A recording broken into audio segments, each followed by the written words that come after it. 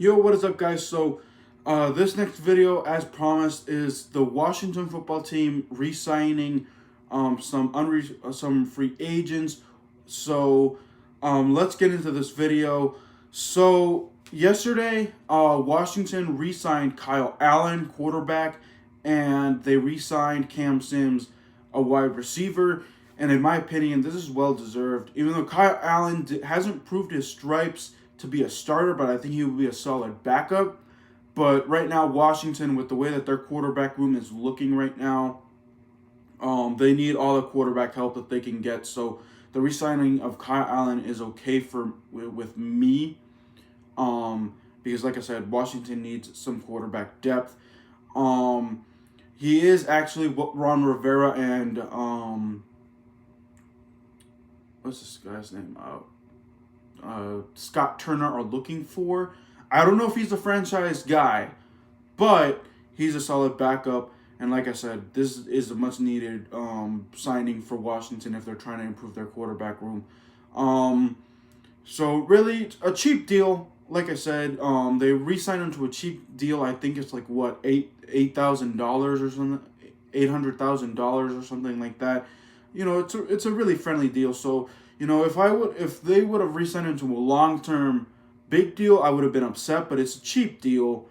You know, funny enough, who knows if he'll be ready for training camp or for the off-season programs, because, you know, he's coming off of that ankle injury. Some stats, you know, from last year, the biggest game that he had was that Dallas game when he threw to Logan Thomas for a big touchdown, had a big bomb to Terry McLaurin, the 51-yard pass to Terry McLaurin. That Dallas game, the 25-3 game at home, was his biggest game. His low points was that first Giants game when he kept on fumbling the football, threw that interception. You know, really cost Washington the game that time around. But, you know, other than that, you know, he redeemed himself the following week by beating Dallas. Of course, you know, he got hurt in that second Giants game after the bye week. And he was done after that. You know, Alex Smith led the rest of the way with Taylor Heinicke. Now, the way that this quarterback room is stacked up is Taylor Heinicke and Kyle Allen. And there's a rumor that Marcus Mariota, because of the new cap rule, some teams need to get rid of some players.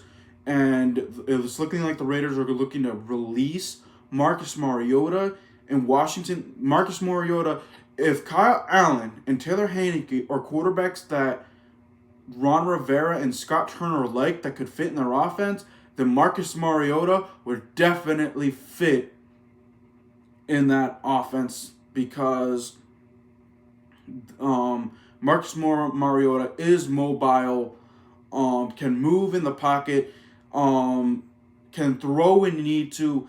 The game that catches my attention, a few games that catch my attention with Marcus Mariota, is the playoff game with the Kansas City Chiefs about, I think it was like 3 or 4 years ago, when Kansas City with Alex Smith were leading 21-3, and Marcus Mariota and the Titans come back to win it 22-21.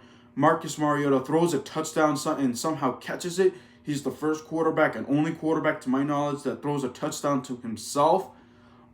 He can keep plays alive. Like I said, he's mobile and he's fast and he can move.